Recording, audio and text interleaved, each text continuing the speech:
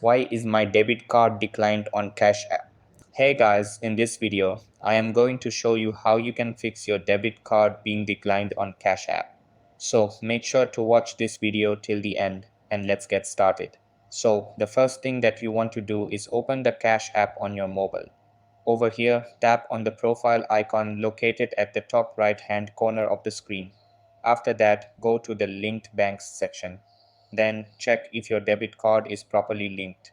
If not, you can either add a new debit card or tap on the no card option to link your bank account instead. Next, make sure that you have sufficient balance in your bank account or on your Cash app to complete the transaction. Insufficient funds can also cause your payment to be declined.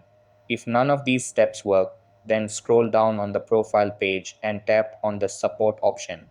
Over here, select the chat option and let the support team know about your issue. They should be able to assist you further. So that's how you can fix your debit card being declined on Cash app. That's all for this video.